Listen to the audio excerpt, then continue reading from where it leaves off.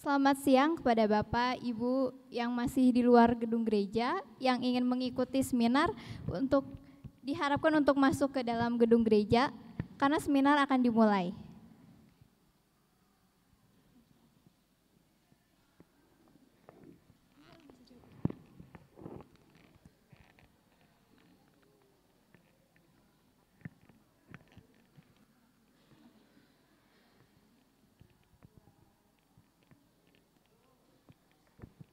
Ayo Bapak Ibu yang mau mengikuti seminar.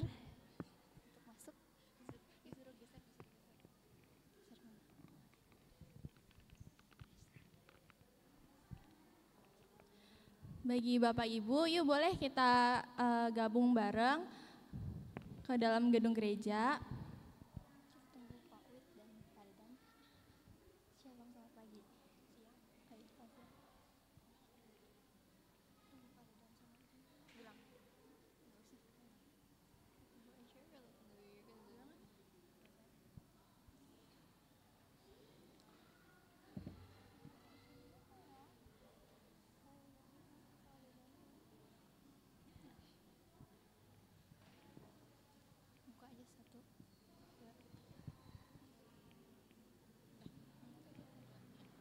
Shalom, selamat siang. Selamat datang di seminar kesehatan hari ini dalam rangka memperingati Hari Anak Nasional 2023. Nah,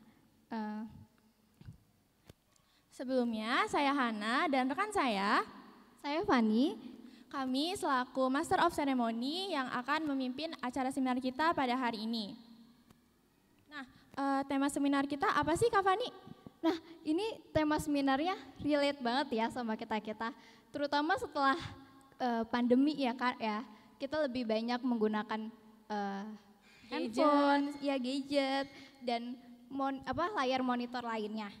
Nah, ini temanya relate banget ya, bukan cuman buat kita-kita nih yang masih muda, terutama ini untuk ibu-ibu, mama papa ya, yang anak-anaknya sekarang udah banyak banget main handphonenya. Betul. Ini sangat berguna banget buat para orang tua. Tapi seminar ini tuh pasti akan berguna juga ya Kak ya. Nah, seminar ini akan membahas tentang dampak screen time pada tumbuh kembang anak. Oke, selanjutnya saya akan membacakan susunan acara kita pada hari ini. Yang pertama ada sambutan, lalu doa pembuka, kemudian pemaparan materi dan sesi tanya jawab, lalu doa penutup dan diakhiri dengan foto bersama. Nah, sebelumnya kita di sini dari Komisi Tansos membagikan seminar kids yang di dalamnya ada snack roti. Dihimbau untuk Bapak Ibu, adik-adik semua untuk tidak makan di dalam ruang gereja dan jangan lupa juga untuk mengisi daftar hadir. Nah, untuk memulai acara kita akan mendengarkan sambutan dari Bapak Widyatmoko selaku Majelis Koordinator KPA. Kepada Pak Wid dipersilahkan untuk memberikan sambutannya. Selamat siang dokter. Shalom, salam sejahtera semuanya. Ya, puji syukur ya atas segala berkat dan rahmat Tuhan yang kembali dapat kita rasakan pada siang hari ini ya. Kita dapat kembali berkumpul di tempat ini, tapi dalam suasana yang luar biasa karena di tengah-tengah kita hadir seorang dokter yang akan memberikan materi dan paparan yang tentunya sangat menarik apa tadi yang disampaikan oleh adik-adik kita MC ya. Bagaimana screen time ini menjadi sesuatu yang juga memiliki dampak dalam pertumbuh kembang anak. Untuk itu kami bersyukur dan berterima kasih para orang tua semuanya bisa hadir pada saat ini. Mudah-mudahan ini menjadi satu hal yang juga menguatkan kita, mendorong kita dan juga memotivasi kita kepada anak-anak bagaimana nanti bisa mensiasati masalah screen time ini yang mau tidak mau ada dalam konteks dan yang tidak kita bisa pungkiri dalam kehidupan kita. Jadi ini sesuatu yang luar biasa. Dan saya juga tentunya bersyukur dan berterima kasih bahwa dalam rangka Hari Anak Nasional ini Komisi Pelayanan Anak sudah melakukan berbagai aktivitas dan kegiatan mulai dari awal Juli kita melakukan bagaimana kita melakukan kegiatan Pekan Belajar Alkitab Libur Besar. Semuanya kita mencoba memberikan satu hal yang bisa memberikan semangat kepada anak-anak. Kemudian juga kita melakukan edukasi, mengajak anak-anak untuk bertanam padi, bertanam singkong, bertanam ubi, bertanam tanaman pangan yang lainnya, bahkan ada arena untuk bermain, yaitu anak-anak senang sekali ketika menangkap ikan. Dan hari ini juga bersama-sama dengan komisi, kalau tadi dengan komisi lanjut usia, terima kasih, dan hari ini terima kasih kepada komisi kesehatan dan sosial GKP yang sudah menggagas seminar ini, yang tentunya ini menjadi rangkaian bagaimana kita juga memberikan satu perhatian yang luar biasa, satu sikap bagaimana kita bisa menempatkan anak pada harkat dan martabatnya sebagai bagian yang esensial, yang bagian hakiki daripada apa yang menjadi langkah sebagai gereja ramah anak. Kalau GKP Bogor sebagai gereja ramah anak, marilah kita orang tua sama-sama menerima anak apa adanya. Terimalah anak dengan penuh sukacita, hadapilah anak dengan penuh senyum, ya. Dan ketika anak merasa nyaman, ketika anak merasa kehadirannya sangat dihargai, diperlukan, itu menjadi sesuatu yang luar biasa bagi pertumbuhan generasi yang akan menyambut Indonesia Emas. Untuk itu kami bersyukur dan berterima kasih sekali lagi atas kerjasama yang baik. Kita beri aplaus kepada Komisi Tosya.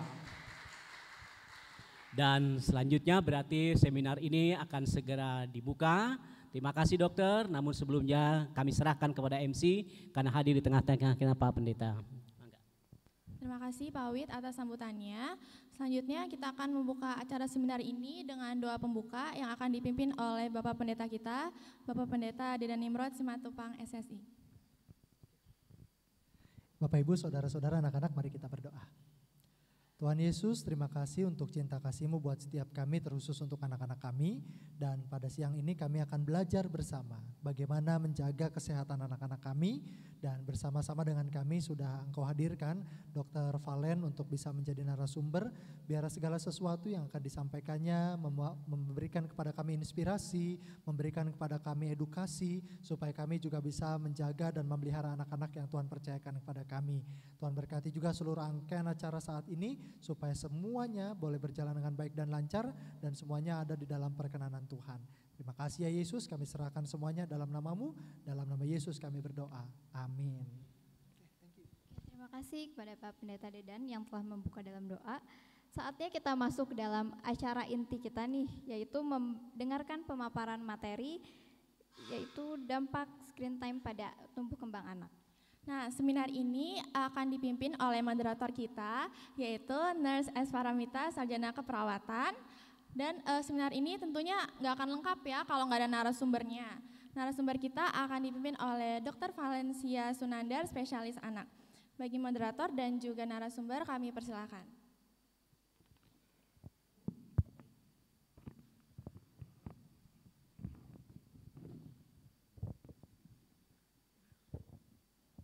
Oke, cek. Ya, kedengeran suara saya? Kedengeran ya. Oke, ya terima kasih Fani sama Hana atas kesempatan dan waktunya. Izinkan saya mengambil alih. Jadi selamat datang dulu kepada Bapak Ibu jemaat semuanya. Terima kasih juga kepada Bapak Ibu yang sudah menyempatkan waktunya mengikuti acara seminar kesehatan pada Hari Kesehatan Anak Nasional 2023 ini. Ya. Selamat datang juga kepada Dr. Valencia Sunandar, spesialis anak yang sudah menyediakan waktu. dan mau melayani juga di Gereja Kristen Pasundan Jemaat Bogor ini ya Dok. Makasih ya Dok. Boleh beli tepuk tangannya buat dokter? Ya, oke. Jadi sebelum kita masuk ke acara inti, saya mau menyampaikan sedikit aturan dari sesi ini. Jadi di sesi ini terdiri dari 2 sesi, yaitu sesi materi, lalu yang kedua adalah sesi tanya jawab. Jadi nanti kalau Bapak Ibu sekiranya ada yang mau ditanyakan, boleh disampaikan di sesi tanya jawab. Jadi sementara Bapak Ibu bisa catat dulu tuh di notes Bapak Ibu, nanti akan ada sesi tanya jawabnya lagi. Nah di sesi tanya jawabnya sendiri nanti terdiri dari 2 termin, di mana 1 termin terdiri dari 3 pertanyaan, Ya, jadi nanti bisa langsung disampaikan ke Dokter Valen ya. Oke deh, tanpa berlama-lama, ada istilah nih Dok, gak kenal maka tak sayang. Ya, jadi saya mau menyampaikan sedikit profil dari Dokter Valen. Ya boleh slide-nya teman-teman. Iya, Dokter Valen ini bersekolah S1 di Universitas Atmajaya, Jakarta ya Dok ya. Lalu mengambil spesialis anak di Manado, Universitas Samratulangi Manado. Lalu saat ini berpraktek di Rumah Sakit Siloam Bogor dan Rumah Sakit Melania Bogor. Gitu, singkat padat ya Dok ya. Selanjutnya waktu udah tepat saya persilakan kepada Dokter Valen. Ya, oke. Cek. Shalom semuanya. Kayaknya agak kagok ya kalau presentasi duduk gitu ya. Saya izin berdiri boleh ya? Boleh Dok. Ini bukan khotbah sesi 2 kok, tenang aja ya. Oke, cukup terlihat saya rasa. Nama saya Valensius Sunandar, saya orang Bogor ya. Dan hari ini saya dapat kehormatan ya untuk sharing di sini. Sharingnya tentu saja tentang medis ya. Dan hari ini saya akan membahas tentang tumbuh kembang anak. Nah, sedikit perkenalan, slide selanjutnya. Saya selain dokter, saya juga seorang ayah, seorang suami dari 1 istri dan 3 anak, jangan ditukar ya. Next slide. Boleh slide selanjutnya, saya mau tunjukin keluarga saya. Nah ini dia, ini kami waktu kemarin liburan ya, ini di restoran makan babi enak sekali ya. Biar kalian tambah lapar gitu ya. Kalau lapar kan pengen cepet udahan jadi nggak banyak nanya gitu. Enggak ya, bercanda. Oke, itu foto istri saya dan anak kami ada 3. Puji Tuhan 3-tiganya laki-laki, tidak dapat perempuan. Terus kemudian yang pertama tahun ini usianya 9 tahun, yang kedua 7 tahun dan yang terakhir adalah baru usia 7 bulan kemarin ya. Dan setiap anak kami punya tantangannya masing-masing.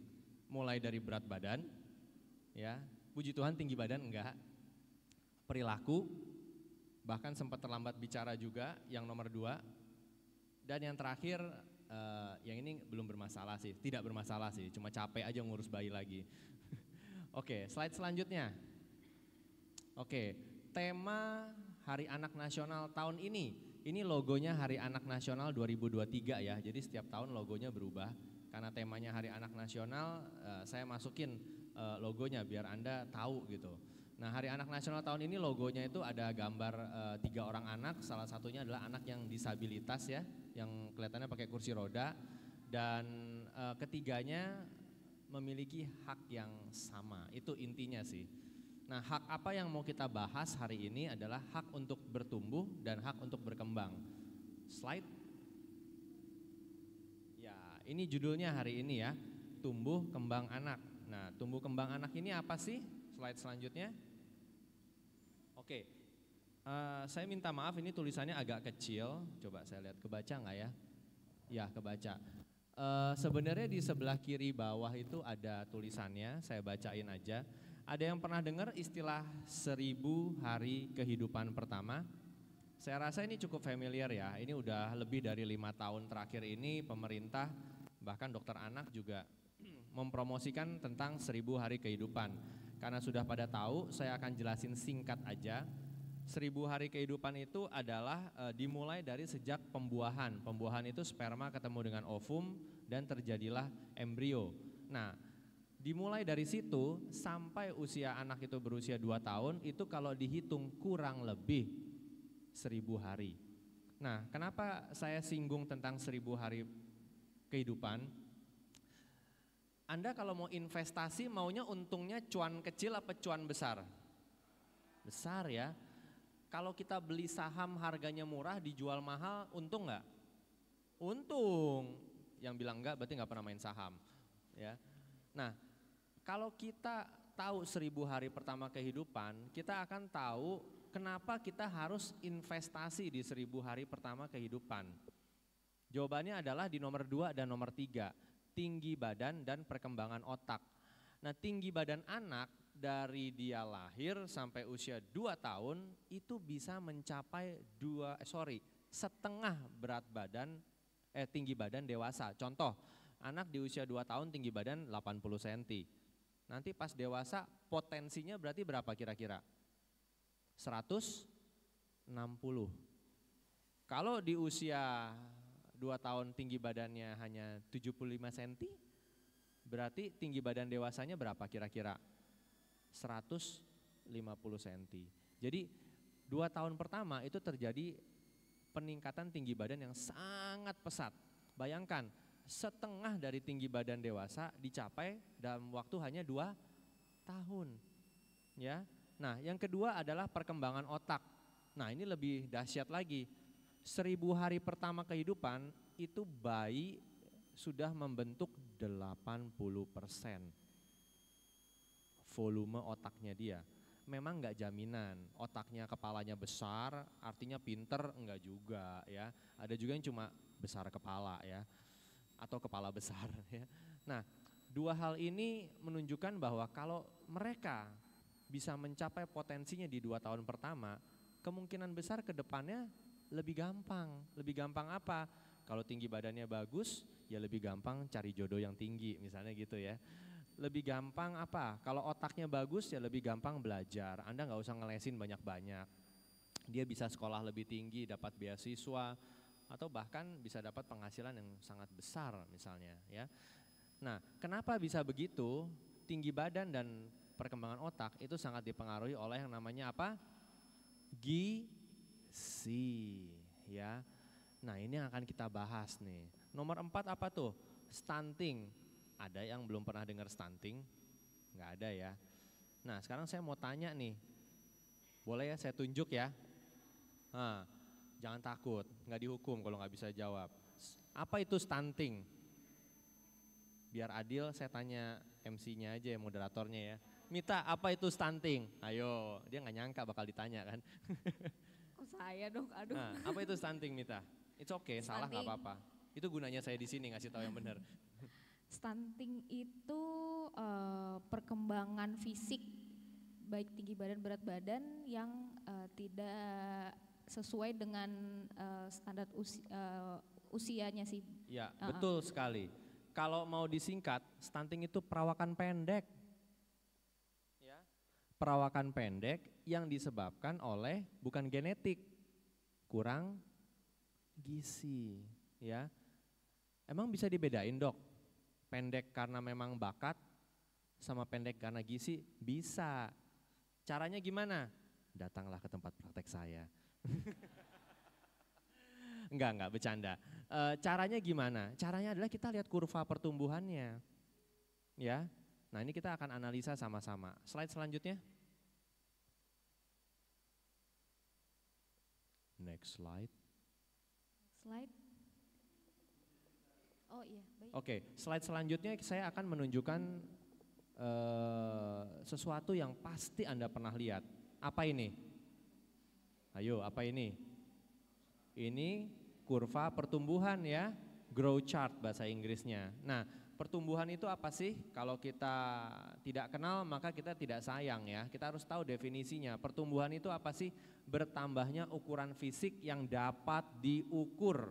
Ya, apa aja? Berat badan, tinggi badan, dan kalau pada bayi lingkar kepala. Kalau udah bukan nggak usah ya ngukur lingkar kepala ya. Udah nggak tambah gede segitu aja. Ya, kalau bayi itu pesat sekali bertambahnya. Nah, ketiganya ini ada grafiknya. Kalau seorang anak, ini saya langsung kasih tahu yang sederhananya aja. Kalau seorang anak tinggi badannya naiknya oke, tapi berat badannya naiknya enggak oke, hati-hati. Itu kalau dibilang tuh lampu kuning. Sebentar lagi tinggi badannya pun akan ketinggalan juga. Kalau tinggi badannya terus ketinggalan sampai di garis merah, itu namanya stunting. Ya, jadi dilihat berat badannya bermasalah apa enggak. Kalau berat badannya tidak bermasalah, tapi anaknya pendek, itu bukan stunting. Itu perawakan pendek yang lain, bisa karena hormon, bisa karena genetik, ya, bisa juga karena masalah kekurangan vitamin D, banyak kalau mau dibahas. Tapi sederhananya adalah kalau berat badannya jelek dan tinggi badannya jadi terpengaruh, itu bisa mengalami stunting. Nah, stunting itu macam-macam. Ada stunting yang kelihatannya lucu dan imut, ya. Ada juga stunting yang kelihatannya kurus. Nah, yang sering ketipu adalah yang lucu dan imut. Jadi berat badannya kurang, tinggi badannya juga kurang. Jadi kelihatannya kecil gitu mungil anaknya. Nggak kelihatan begeng, nggak kelihatan kurus. Itu yang lebih jelek sebenarnya. Ya, slide selanjutnya. Oke, mudah-mudahan kelihatan ya. Nah, itu saya ada kasih titik kuning, ya. Bisa dibaca di situ. Contoh nih, ini saya mau ngajarin bagaimana caranya Anda menggunakan kurva ini. Caranya adalah tinggal dikasih titik, ya. Anda lihat angkanya. Contoh, anak laki-laki berusia 2 tahun, berat badannya 11 kilo, tinggi badannya 88 cm. Pertanyaannya, normal nggak ya dok? Di kurva ini kita lihat kurva tinggi badan berdasarkan usia. Di kurva ini dia di garis hijau. Nggak usah di zoom, it's okay, nggak apa-apa.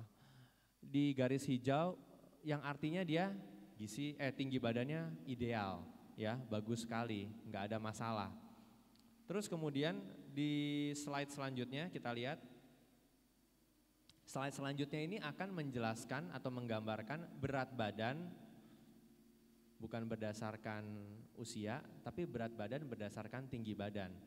Saya akan kasih ilustrasi, misalnya ada seorang wanita tinggi badannya 170 cm, tinggi nggak tuh?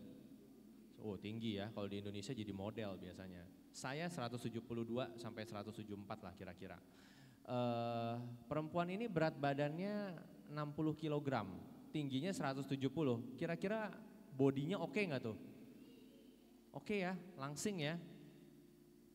Kalau misalnya berat badannya sama nih 60 kilo, tapi tingginya 145, kira-kira gimana? Gemuk ya, atau mungkin agak obes ya. Jadi kita kalau mau lihat anak ini gizi baik atau tidak, yang dilihat adalah proporsi dari berat badan berdasarkan tinggi badannya. Slide sebelumnya ya. Nah, kita lihat di sini nih, kita titikin di grafik dia antara garis oranye sama garis merah. Ternyata tinggi badan dan berat badannya kurang proporsional, ya. Lalu yang proporsionalnya berapa dok? Nah, kalau di grafik ini proporsionalnya sekitar 12,5 kg. Nah, itu salah satu contoh kenapa kita perlu memakai grafik pertumbuhan atau kurva pertumbuhan. Karena kita nggak bisa kira-kira. Tapi dok susah dok, nanti terakhir saya ajarin ada gampangnya gimana caranya, ya, biar nggak usah mikir, langsung tahu jawabannya. Oke, kita langsung ke slide yang sedang ditampilkan ya. Nah, tadi saya singgung ada pertumbuhan sama perkembangan. Nah, ini perkembangan. Nah, perkembangan ini nggak bisa diukur, nggak bisa dihitung karena nggak ada angkanya. Perkembangan ini secara sederhana adalah bertambahnya kemampuan dan fungsi yang tadinya nggak ada jadi ada, yang tadinya sederhana jadi kompleks. Misalnya contoh, yang tadinya bisa balik badan lalu bisa duduk, yang tadinya bisa berdiri lalu bisa jalan, yang bisa mengoceh lalu kemudian jadi kata-kata, lalu jadi kalimat. Yang tadinya disuapin lalu makan sendiri. Nah, ini namanya perkembangan.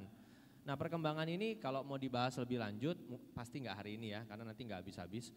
Ini ada target-targetnya, di usia berapa bisa apa, di usia segini bisa segini. Ada yang bawa balita nggak di sini? Angkat tangan yang bawa balita. Nggak ada ya, rata-rata anak besar semua. Oke, it's okay. Kalau misalnya di rumah nggak apa-apa, nanti jadi pengetahuan. Oke, slide selanjutnya, karena saya nggak akan lama-lama di sini. Next slide. Oke, tadi saya janji, saya bilang ada cara gampangnya ya. Cara gampangnya Anda tinggal download aja aplikasi ini. Ini adalah aplikasi resmi dari Dokter Anak Indonesia ya. Bisa difoto atau langsung dilihat di Google Play. Namanya Primaku ya. Mungkin dokter anak Anda pernah kasih tahu. Di aplikasi ini Anda tinggal masukin biodata anak Anda sama berat badannya, di tanggal berapa dia diukur. Dari situ Anda bisa langsung jawaban seperti yang saya jelasin tadi. Berat badannya, status gizinya, dia pendek, normal atau tinggi, dan terlalu kurus atau terlalu gemuk. Dari sini Anda bisa dapat ya. Next slide. Ya nanti kalau Anda lihat di aplikasinya pun saya belum pernah coba, tapi saya terinfo ada konsultasi gratis juga di situ. Nanti bisa dilihat bagaimana caranya ya. Saya terus terang belum pernah coba, cuma katanya fiturnya sudah ada. Oke, kita masuk ke topik selanjutnya. Nah ini topik utama kita. Slide. Yes, screen time ya. Screen time. Bisa nggak gambar yang ada sayanya dihilangkan di slide-nya? Sorry ya. Soalnya nanti ada beberapa yang ketutupan. Oke, screen time. Ada yang pernah dengar istilah screen time? Oke, tatapannya kosong ini kelihatannya ya. Screen time itu adalah waktu menatap layar. Kita kan sering bilang ya, aduh no gadget nih, gara-gara kebanyakan gadget jadi begini. Nah istilah yang lebih tepat adalah kebanyakan screen time, bukan kebanyakan gadget. Ya, karena aplikasi alat yang bisa kita pakai buat nonton bukan hanya gadget, bisa juga TV. Nanti kita bilang ke anak kita, nggak boleh main-main gadget, ya udah dia nonton TV. Sama-sama keneh ya kalau orang Sunda bilang. Jadi istilah yang tepat adalah screen time. Screen time ini adalah waktu seberapa lama yang kita habiskan untuk kita menatap layar. Nah pertanyaannya adalah berapa banyak yang dibilang terlalu banyak. Itu judulnya, how much is too much. Oke, next slide.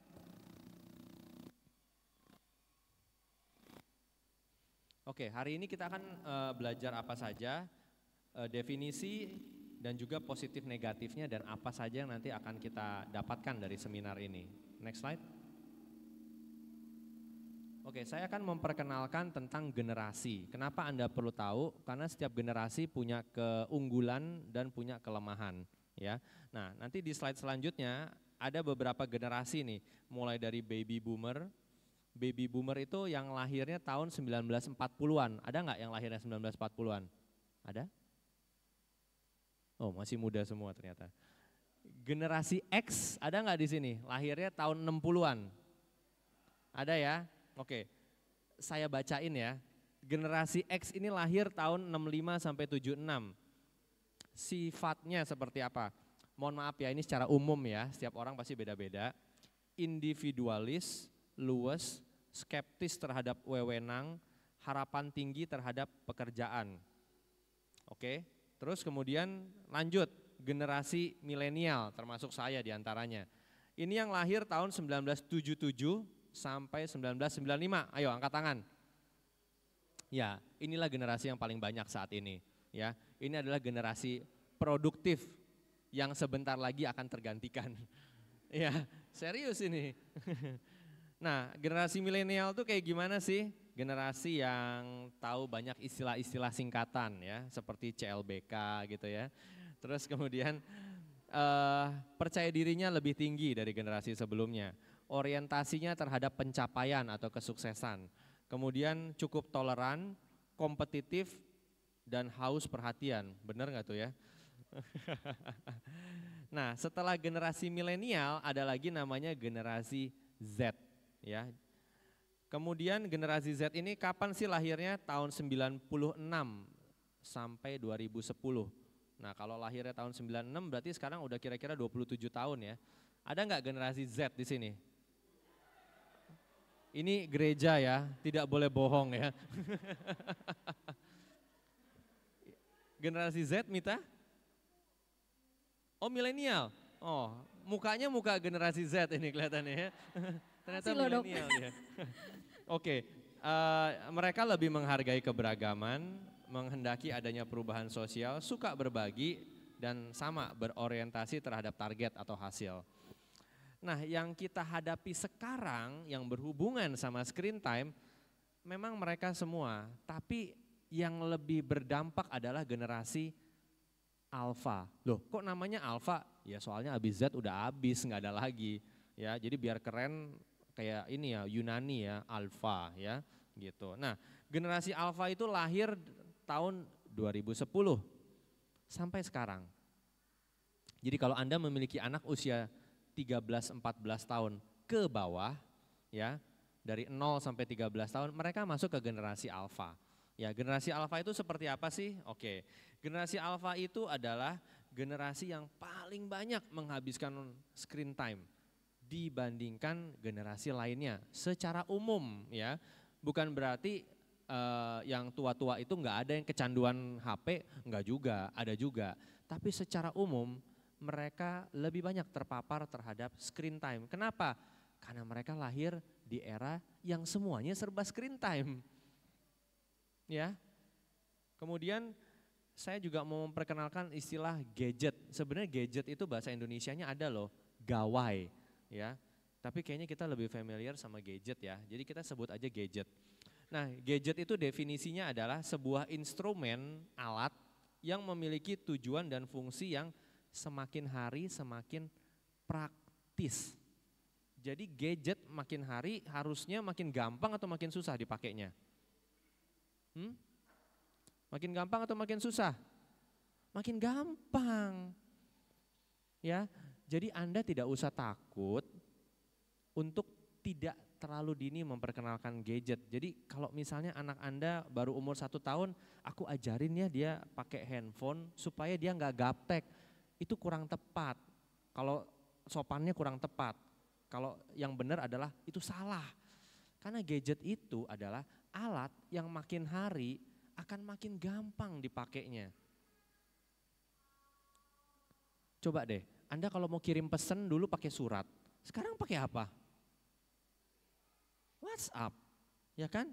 Dulu Anda kalau mau kirim video mesti pakai camcorder dulu, pindahin ke komputer, kirim lewat email, baru diterima di sana. Kalau enggak pakai flash disk. Ya kan, terus dicolok ke laptop, mana flash disk lu colok, nah ketahuan tuh yang generasi milenial tahu tuh kayak gitu kan, buat lagu ya, CD ya, di burn dulu di CD, masukin di Walkman ya kan, kalau zaman sekarang mana ada kayak gitu, tinggal setel aja Spotify, ya kan, mana yang lebih susah, bikin CD sama kaset sendiri atau pencet Spotify, pencet YouTube, mana yang lebih gampang? Lebih gampang di sini semua kan. Jadi semakin hari gadget itu akan semakin gampang. Bahkan nggak perlu belajar pun tinggal pencet udah dapat semuanya. Ya, jadi Anda nggak usah takut untuk menunda memperkenalkan gadget pada anak. Ya, untuk yang ini sebaiknya ditunda. Kalau firman Tuhan jangan ditunda ya, dari kecil diperkenalkan ya. Kalau yang ini ditunda, kenapa? Karena mereka pasti akan dengan gampang belajar meskipun belakangan. Ya, jangan Anda samakan make gadget sama belajar coding. Tahu nggak belajar coding itu apa? Belajar bikin program. Anda pikir kalau anak Anda sering main HP jago coding? Kagak. Percayalah sama saya. Coding itu kudu sekolah tahu. Ya, jadi jangan cepet-cepet perkenalkan handphone, gadget pada anak. Kenapa? Karena Anda nggak perlu takut, makin hari akan makin gampang.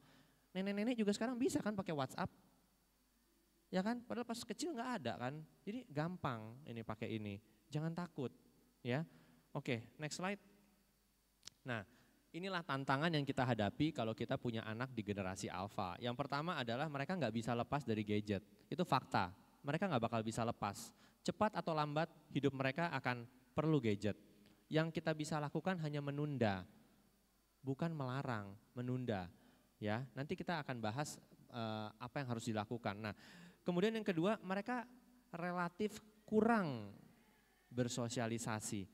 Yang kita maksud sosialisasi ini adalah person to person ya, bukan yang follow di Instagram ya, itu bukan sosialisasi ya.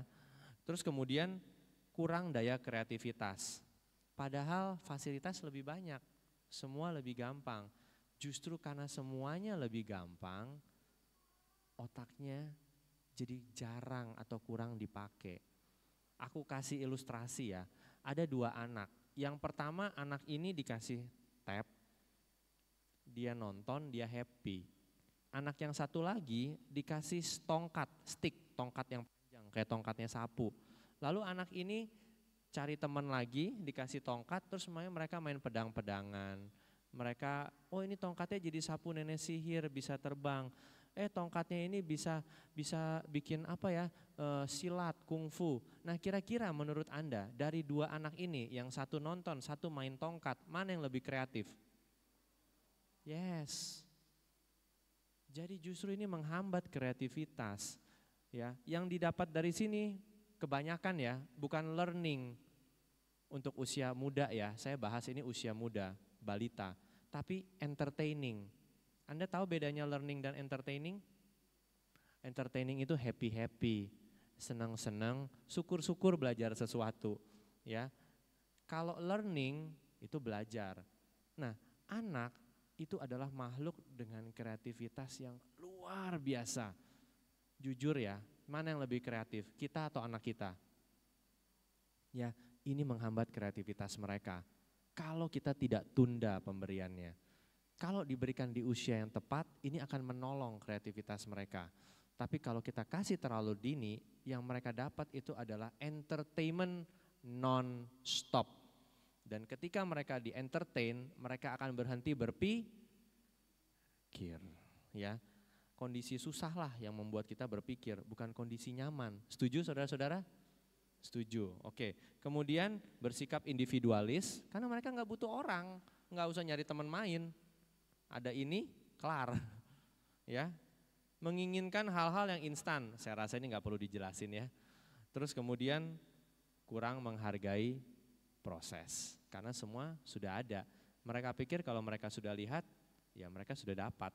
Ya, next. Nah, apa sih yang sedang terjadi di dunia saat ini?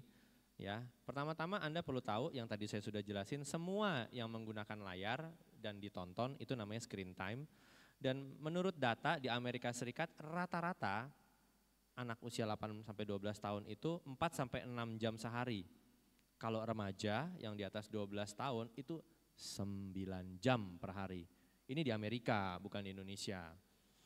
Kalau di Indonesia gimana? Coba baca yang warna merah. Indonesia berada di posisi pertama kategori pengguna dengan durasi screen time tertinggi di dunia. Dan ini data 2023. Ya, terus terang ini adalah data global, bukan cuma anak-anak dan dewasa. Ya, berapa bisa dilihat di situ? Nomor 1 Indonesia, 5,7 jam per hari ngeliatin HP, TV, tab dan lain-lain. Kemudian disusul oleh negara-negara lain. Tapi yang luar biasanya ini pencapaian ya, Indonesia hebat sekali ya. Paling banyak nonton ngeliatin HP. Kemudian alasannya apa? Jadi survei ini bukan cuma mendata berapa lama, tapi ditanya alasannya apa. Rata-rata menjawab nomor 1 ya, kecanduan. Dan ini fakta, saya banyak ketemu pasien kecanduan sama gadget. Nanti saya akan jelasin bagaimana cara mengenalinya. Nomor 1 kecanduan. Nomor 2 nggak bisa bosan lama-lama.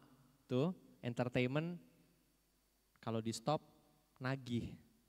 Nomor 1 sama nomor 2 hampir sama, kecanduan sama nggak mau bosan itu hampir sama.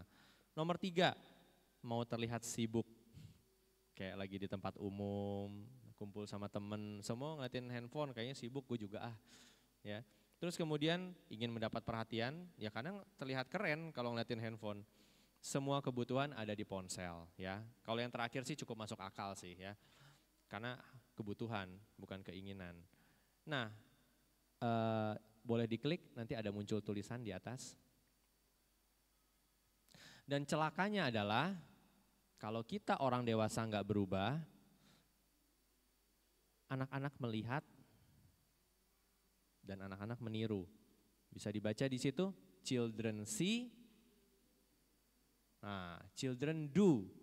Ya, kira-kira menurut Anda mana yang lebih gampang? Ngajarin anak, Dek, sampah buangnya di situ, atau Anda ambil, Anda buang, Anda kasih contoh. Mana yang bakal ditiru sama anaknya? Kalau dicontohin ya, semua orang juga tahu itu. Nah, masalahnya anak itu meniru semua, kebiasaan jelek juga ditiru. Next slide. Oke, untuk membahas sesuatu kita tentu saja nggak bisa bahas negatifnya aja ya. Kita pasti akan bahas positifnya juga. Siapa bilang screen time nggak ada dampak positifnya? Ada ya. Yuk kita baca yuk. Screen time itu bad for kids nggak? Jelek nggak buat anak-anak? Jawabannya adalah yes dan no. Ya, kita nggak bisa samain semua screen time. Nah itu bisa dibaca di situ. Ada yang namanya passive viewing sama active engagement. Itu apa sih? Ini sengaja saya kasih bahasa Inggris ya, biar kelihatan keren ya. Jadi passive viewing itu artinya anaknya pasif. Dia nonton, didiemin, ditinggal sama kita. Yang kedua, active engagement atau co-viewing. Itu artinya nonton bareng sama anaknya sambil membahas apa yang ditonton. Ya, boleh di slide, nanti ada foto-foto. Diklik gitu. Sorry ya, agak nunggu.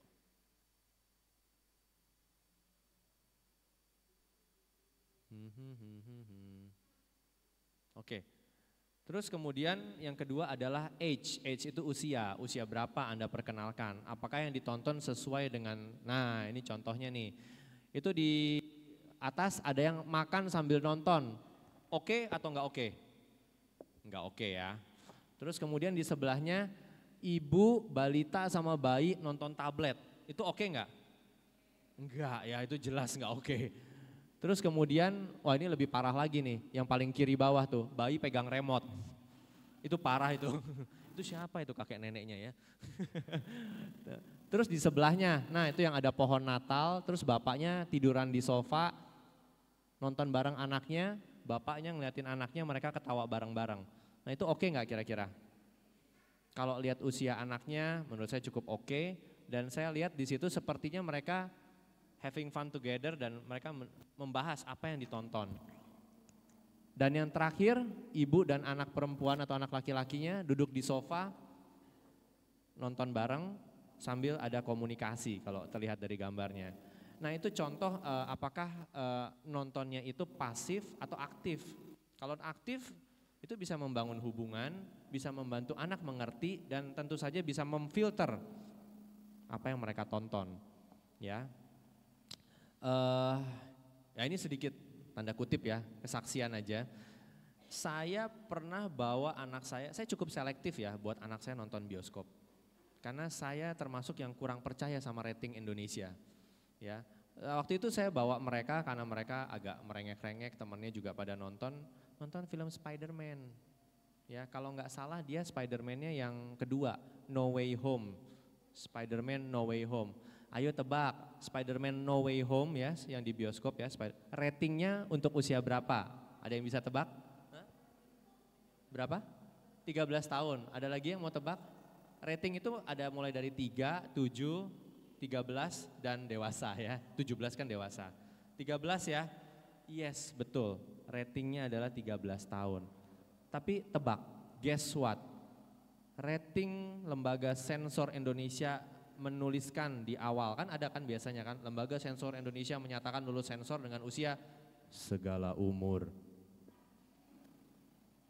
Dan waktu itu entah kenapa saya nggak teliti, saya nggak cari di Google, saya nggak lihat menurut Amerika ternyata lebih ketat ya. Jadi kalau Anda mau cari rating film, Anda carinya rating Amerika, jangan cari rating Indonesia. Saya nggak ngerti kenapa, padahal Amerika kan lebih, ya tanda kutip lebih bebas ya, tapi rating mereka lebih ketat ternyata. Di Indonesia segala umur, dan di film itu ada adegan, maaf ya, kissing. Oh Tuhan, anak-anak saya sih refleks tutup mata, karena ya kami berdua melatih mereka, kalau adegan yang seperti itu tutup mata. Kenapa? Ya karena mereka ajarkan tentang kekudusan. Ya, bagaimana pacaran yang kudus, kenapa papa mama boleh cium, kenapa kalian gak boleh cium-cium ya, itu penting ya. Ini bukan moral, ini ajaran Kristus yang kita ajarin ya. Kita nggak boleh loh ajarin anak kita hanya sekedar pesan moral. Kita harus kasih tahu ini kata siapa, ya kata Tuhan Yesus, jangan lupa. Ya, jadi hati-hati sekali sama tontonan yang orang-orang pada nonton, teman-teman pada nonton, kenapa saya enggak? Anda harus tegas. Itu menurut saya ya. Dan carilah ratingnya Amerika, US, ya itu tips ya. Oke, terus kemudian ya kualitasnya ya yang ditonton apa, dan yang terakhir adalah durasi. Nanti akan ada rekomendasi juga untuk durasi. Slide selanjutnya, masih di dampak positif. Nah, dampak positif lainnya adalah media digital dapat memberikan edukasi yang menyenangkan, ya, karena ada suara, ada gambar, video makin hari makin bagus, terutama untuk membantu anak mempelajari konsep baru. Contoh, Anda mau ngajarin anak Anda mengenai, kalian tahu nggak bumi itu mengitari matahari? Mana yang lebih menarik? Anda gambar matahari di kertas, terus Anda gambar orbit. Sama Anda tunjukin video, nih matahari begini, tuh kalian lihat tuh buminya muterin. Mana yang lebih menarik? Pakai video atau gambar di kertas? Ya, untuk seperti itu sangat-sangat membantu ya untuk mempelajari konsep-konsep yang mohon maaf sifatnya abstrak. Yang Anda kesulitan, apalagi kalau orang tuanya kayak saya nggak bisa gambar gitu kan. Anaknya tambah bingung kan, ini bapak gue bikin apa gitu ya. Dia malas nanya nanti sama bapaknya. Yang kedua adalah membantu anak belajar kosakata dan lafal bahasa apa? Asing. Kenapa? Karena untuk bahasa ibu, bahasa pertama mereka, first language mereka itu dari manusia, bukan dari YouTube ya. Nah, untuk belajar bahasa kita harus tahu bahasa itu tujuannya adalah untuk berkomunikasi. Apa sih kalau cari di Kamus Besar Bahasa Indonesia artinya komunikasi? Percakapan antara dua orang atau lebih. Nggak ada sih sampai sekarang ditulis percakapan antara manusia dengan handphone gitu kan ya. Kalau pakai handphone pun bercakap-cakapnya kan sama manusia juga ya. Ya mungkin nanti kalau ada artificial intelligence lebih hebat ya bisa-bisa aja. Tapi intinya adalah komunikasi, bahasa, first language itu bukan dari nonton, nggak bisa. Sudah terlalu banyak saya ketemu di praktek sehari-hari anak terlambat bicara. Ya, alasannya 90% adalah pengenalan screen time terlalu dini, terlalu intens sebelum usia 2 tahun.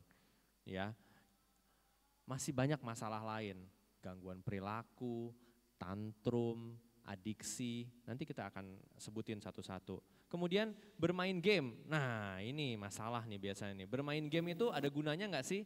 Ternyata ada gunanya, meningkatkan kemampuan koordinasi jari-jarinya dia, motorik halus, dan mereka bekerja sama tim, strategi. Ada ternyata gunanya, tapi tentu saja gamenya kita harus pilih, ini game strategi atau game yang kekerasan, violence. Game yang populer apa sekarang? PUBG, tahu nggak PUBG? PUBG apa sih?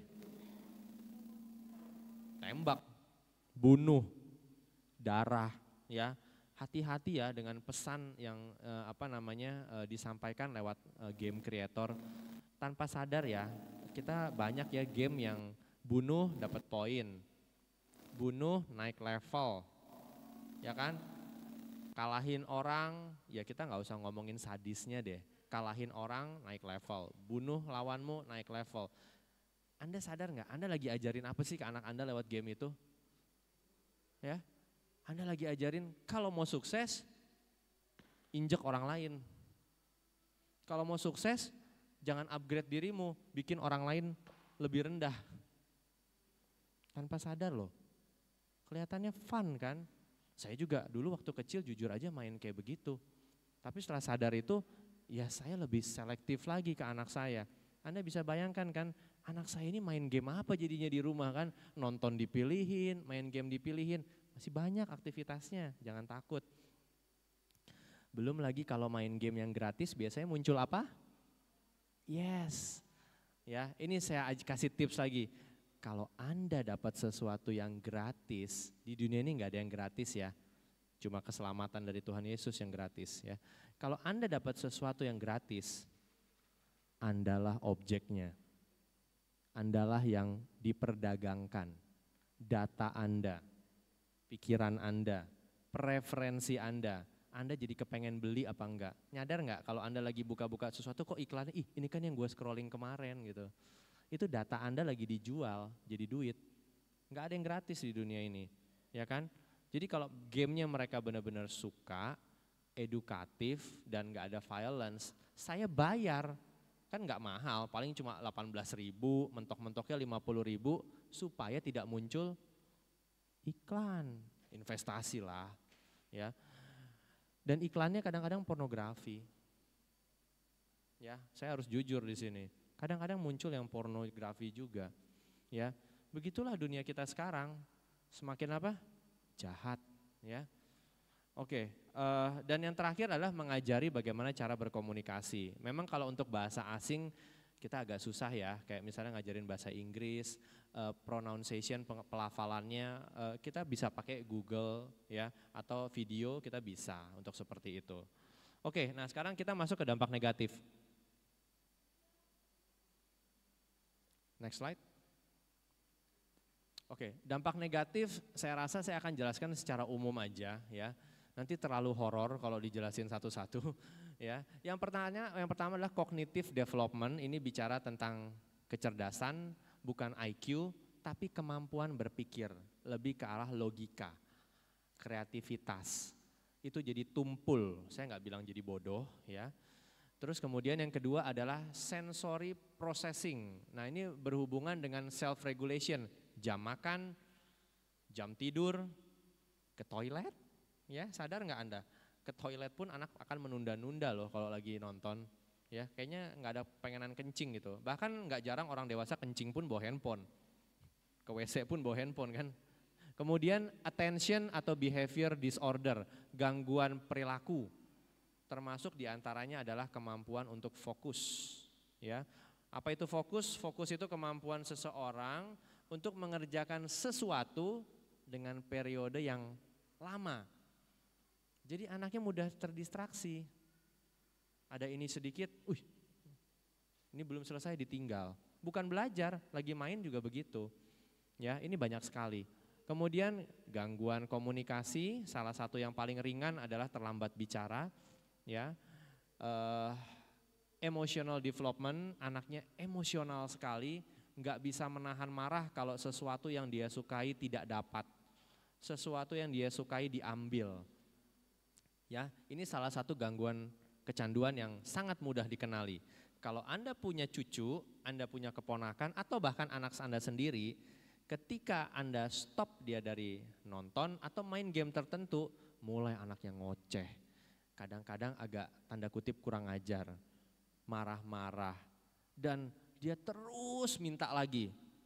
Itu salah satu tanda-tanda adiktif atau kecanduan sama screen time, sama gadgetnya. Ya, coba Anda renungkan, Anda ingat-ingat. Kalau ada, segera atasi. Cara ngatasinnya sangat gampang. Ada yang tahu caranya gimana? Stop. Bukan dikurangin, jangan dikurangin. Enggak ada gunanya kalau dikurangin. Stop, total, berhenti, zero. Stop. Loh, kok gitu Dok? Nanti anaknya ngamuk. Saya kasih ilustrasi biar gampang. Anda tahu orang yang kecanduan itu umumnya kecanduannya apa? Narkoba ya. Yang kita asosiasikan itu paling gampang narkoba. Ada yang pernah punya keluarga narkoba nggak di sini? Nggak apa-apa, nggak dihakimin. Ada nggak? Nah kalau misalnya Anda pasti tahu bagaimana cara orang narkoba itu direhabilitasi.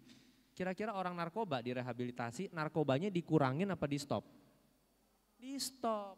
Nah kalau narkobanya di stop ada gejala apa namanya? Sakau. Sakau itu kalau bahasa medisnya withdrawal syndrome. Jadi sindrom gejala yang muncul ketika zatnya itu di stop. Ya. Dan withdrawal syndrome itu ya pasti nggak baik ya, pasti dia marah, gelisah, ada yang sampai berkeringat, gemetaran ya, itu kalau narkoba. Terus kemudian dia menjalani periode sakau itu sampai seluruh narkoba keluar dari sistemnya dia. Nah kalau misalnya anak kecanduan gadget, screen time, pasti mengalami gejala yang menyerupai, nggak sama, menyerupai. Anaknya ngambek, gelisah, nggak tahu, mikirinnya cuma gadget, merengek, marah-marah. Tapi puji Tuhan, tidak lebih dari 1 minggu. Bahkan saya sering dapat cuma 3 hari. Yang penting orang tuanya konsisten. Ya, kalau Anda kurangin, nggak bakal ada ujungnya. Anda akan tarik ulur terus sama dia. Dan biasanya, jujur ya, anaknya yang menang. Ya. Saya lihat beberapa sudah mulai nengok kanan kiri dan saya baca gerakan bibirnya, tuh kan. Percayalah Anda nggak sendiri, ini dialami oleh lebih dari setengah orang tua. Ya, oke, next slide. Ya ini hal-hal yang umum ya, gangguan penglihatan, computer vision syndrome itu kalau disederhanakan matanya kering, gangguan kornea, terus kemudian gangguan motorik karena anaknya jarang menggunakan ototnya, gangguan motorik halus juga, kemudian kreativitas dan imunitas berkurang. Loh, apa hubungannya dok sama imunitas? Ayo, ada yang bisa tebak nggak apa hubungannya? Ini berhubungan sama otot. Nah Bapak Ibu perlu tahu, salah satu organ tubuh manusia yang memproduksi antibodi adalah otot. Makanya atlet jarang sakit, jarang kena autoimun dan lain-lain. Ya, otot manusia itu adalah pabrik antibodi terbesar. Mungkin ada yang sudah tahu, tapi kebanyakan biasanya belum tahu. Makanya anak-anak dan orang dewasa harus punya massa otot yang banyak, bukan badan besar, otot. Karena apa? Karena semakin kecil otot kita, dan percayalah makin kesini orang ototnya makin kecil. Karena hidupnya jarang menggunakan gerakan, semua ada di sini. Imunitas makin turun, ya kayak COVID, kita makin jarang lah pakai otot, ya kan? Takut ini, takut itu, ya kan? Akhirnya cuma di rumah, pulang pergi kerja, nggak olahraga, nggak apa. Akibatnya selesai COVID, ngerasa nggak anaknya lebih sering batuk pilek? Lebih gampang karena batuk pilek ketimbang zaman dulu kita masih kecil. Virus di dunia cuma nambah satu loh, COVID. Ya kan? Sekarang pun udah jarang, kok masih sering batuk pilek, ya kan? Ajak anak Anda olahraga, ya. Next slide. Nah, ini udah mau habis nih, tenang aja. Jadi apa sih yang harus dilakukan, Dok? Gitu. Nah, yang harus dilakukan adalah Anda harus menyadari nomor satu. Ini saya kasih ayat sedikit ya. Ada firman Tuhan di Mazmur bilang, anak-anak adalah anak panah di tangan pemanah. Bukan, anak panah di tangan pahlawan. Ya, jangan lupa. Nanti kasih tahu ya Pak Pendeta, itu ayatnya di Mazmur mana, saya nggak hafal soalnya. Tapi benar kan ada ayat itu kan? Ya, jadi anak-anak itu adalah apa? Anak panah di tangan pahlawan. Sekarang saya mau tanya, pahlawannya siapa? Siapa pahlawannya? Kita, orang tua. Kalau ada anak panah mau mencapai sasaran, bisa nggak anak panahnya jalan sendiri ke sana? Nggak bisa. Harus ada pahlawan-pahlawan yang pegang, ditarik di busur itu, diteken loh di busur, sakit. Itu bicara soal disiplin, konsistensi dalam mendidik anak. Lalu ditarik, kalau ditariknya cuma begini, kira-kira anak panahnya cuma jatuh di sini kan? Nyampe nggak ke target? Enggak. Tapi kalau Anda tarik sekuat tenaga, anak panahnya kalau bisa ngomong sakit gitu dia bilang kan. Terus Anda lepas, melesat dia jauh. Nah, masa anak-anak ini adalah masa kalian mendidik anak-anak kalian. Anak-anak saya juga. Nggak gampang, kayak kita maunya mereka senang tapi ada waktunya mereka harus dididik juga. Salah satunya tentang screen time ini. Jadi kalau kalian konsisten, kalian disiplin soal screen time, kalian seleksi baik-baik, itu kalian lagi tarik anak panah itu. Supaya kelak mereka jadi anak-anak yang mencapai sasaran. Nah caranya gimana? Caranya adalah nomor satu, lead by example, kasih teladan.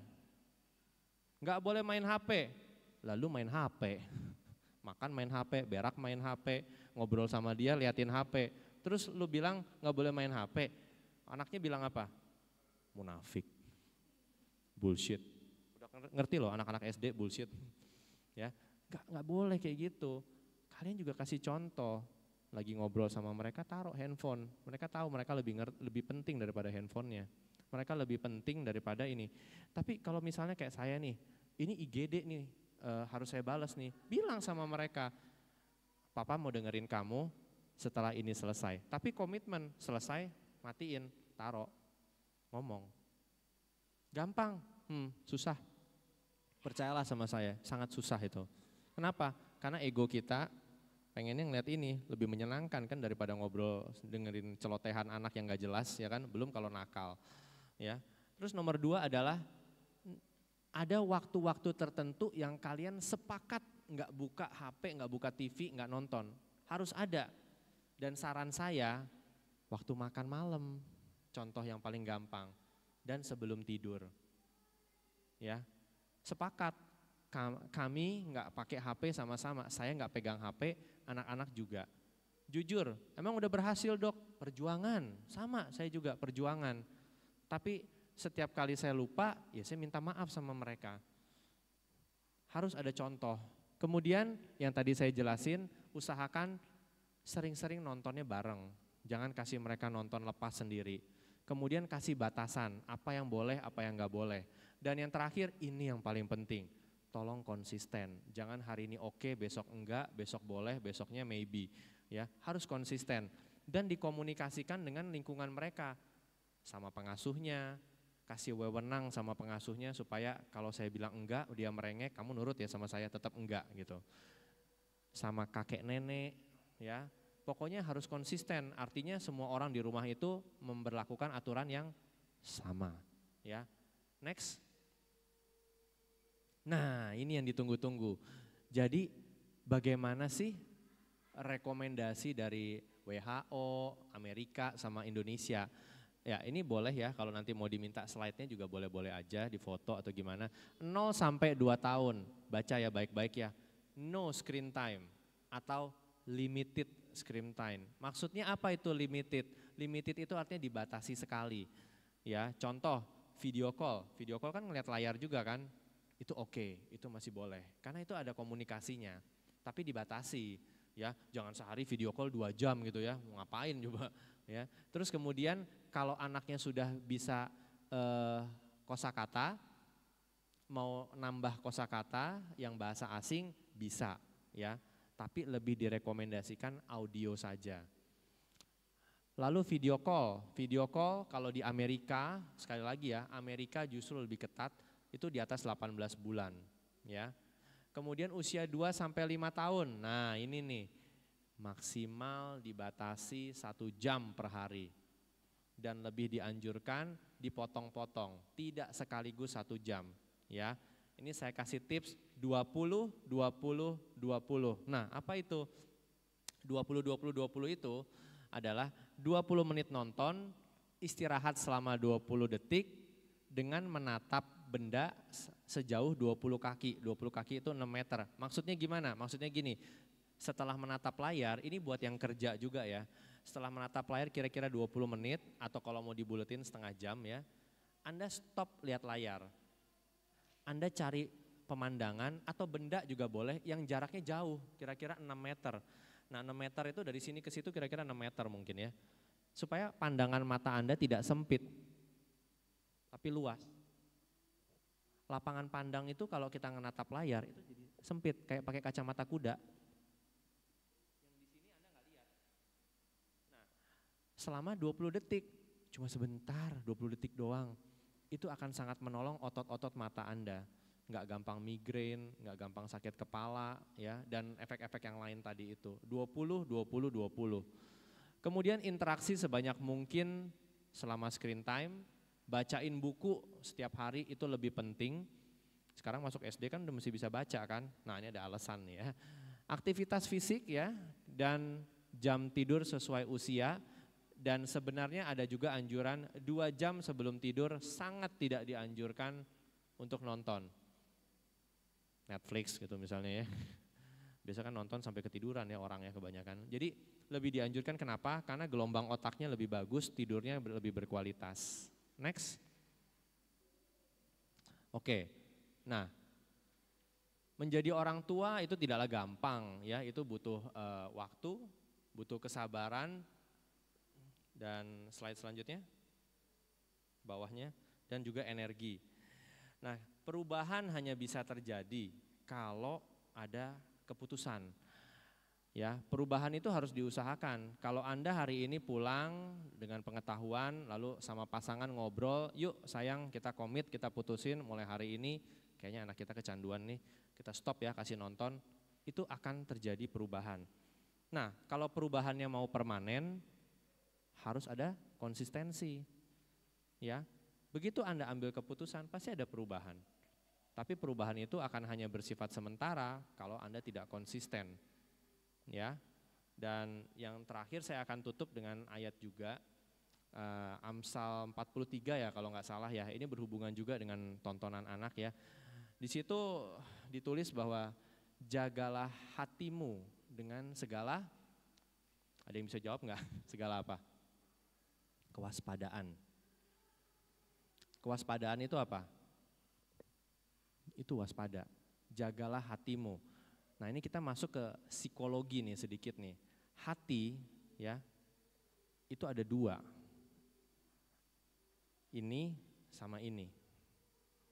Hati yang dimaksud di situ adalah hati yang di sini. Hati yang di sini kalau di bahasa psikologi itu namanya subconscious, alam bawah sadar. Contohnya apa alam bawah sadar itu? Contoh ya, kalau Anda mau keluar dari pintu, Anda otomatis kan pegang handle-nya, buka, baru Anda keluar kan? Perlu dipikir nggak? Enggak kan? Nah contoh lagi, Anda mau makan nih, Anda cari sendok kan? Ambil, masukin mulut. Perlu mikir nggak? Nggak perlu mikir. Itu namanya alam bawah sadar. Kenapa? Karena sudah diulang. Nonton pun sama. Kalau mereka nonton yang kontennya nggak benar, ya yang bertentangan lah sama firman Tuhan. Dan itu diulang-ulang setiap hari. Lebih sering daripada Anda ceritain tentang firman. Kira-kira yang masuk ke alam bawah sadar mereka yang mana? Ya, jadi hati-hatilah dengan penggunaan gadget atau screen time ini. Ya, saya rasa sudah cukup. Sekian, terima kasih. God bless you. Ya, terima kasih luar biasa atas pemaparan materinya. Ya, oke deh, boleh Dok minum dulu. Ya, kita langsung masuk saja ke sesi selanjutnya, yaitu sesi tanya jawab. Kepada mungkin 3 penanya dulu, silahkan boleh angkat tangannya. Ada yang mau bertanya? Cukup jelas ya kayaknya ya. Oh udah luar biasa sih, material lengkap banget. Mungkin mau ada yang curhat gitu mungkin tentang terkait anaknya, mau sedikit konsultasi boleh dipersilahkan. Ada yang mau bertanya? Biasanya saya udah beberapa kali sih bawain materi ini bukan di jemaat, biasanya di sekolah. Dan di sesi tanya jawab itu banyak sekali pertanyaan, mulai dari pertanyaan yang sangat mendasar sampai yang expert lah gitu ya. Tapi ya saya membuka kesempatan buat apapun pertanyaannya, nggak ada pertanyaan yang terlalu bodoh, jadi jangan malu ya. Kalau mau tanya apapun boleh. Oke, ya Kak Iren, boleh mic-nya. Iya, selamat siang Dok. Terima kasih materinya related banget. Anak saya usia 10 dan 6 tahun, satu kelas 6 SD, satu mau kelas 1 SD. Sebenarnya dari materi itu pembekalan buat saya udah banyak banget sih Dok. Banyak hal positif yang sudah kami lakukan dan banyak juga yang kami nggak konsisten. Tapi ini yang selalu kebayang-bayang gini, yang besar sebenarnya yang mau 11 tahun. Mereka jarang screen time, maksudnya jarang nonton, sekalipun pandemi mereka jarang nonton TV. Nah tapi setelah masuk sekolah nih, ada tren anak-anak usia 10 tuh udah main gaming. Dia tuh suka minta-minta, "Mah, si ini ngajakin gaming." "Enggak Kak, nggak usah," gitu. "Kamu udah banyak, kelasnya pun kelanjutan dari pandemi online," gitu. Jadi menurut saya sudah banyak sekali screen time-nya, walaupun mungkin dibandingkan yang lain atau sebenarnya tidak kecanduan gitu. Saya beban mental sih Dok gitu. Suami saya bilang, "Kasihan loh nanti anaknya nggak gaul," gitu. Karena memang saat ngobrol, "Mas ini ngomonginnya ini, boleh nggak sih Ma install buat tahu doang," gitu. Jadi saya bukan nanya, lebih kayak konsul nih ya Dok, free konsul gitu. Gimana ya Dok, maksudnya walaupun sudah mungkin tidak kecanduan, tapi saya tahu game ini sekali diinstal pasti anak ini akan suka, akan minta tambah. Dia nggak kuat mental, ntar saya nggak kuat mental karena saya mau ngejaga, kasihan nih anaknya nggak gaul gitu. Walaupun dia ngerasa, "Mah kan pelajarannya nggak berkurang," gitu. Tapi gimana ya dok cara berkomunikasi sama anak-anak, atau lebih tepatnya yang baiknya yang mana sih? Boleh dikasih dengan jadwal tertentu gitu. Karena saya pernah praktekin, yaudah deh Kak, sekali-kali weekend, sekali-kali kamu boleh gaming 1 jam ya. Mama nggak usah pakai alarm, kamu disiplin. Dia lakukan sih dok gitu. Tapi saya khawatir, nanti namanya gaming ini kan seru apa segala macam, abis ini Ma boleh tambah lagi nggak? Ma boleh tambah lagi nggak? Itu aja sih dok, terima kasih. Terima kasih Bu. Itu pertanyaannya juga relate banget ya. Saya rasa mungkin banyak di sini yang pernah atau sedang mengalami hal seperti itu. Boleh tahu nggak gamenya apa? Yang dia lagi negosiasikan itu.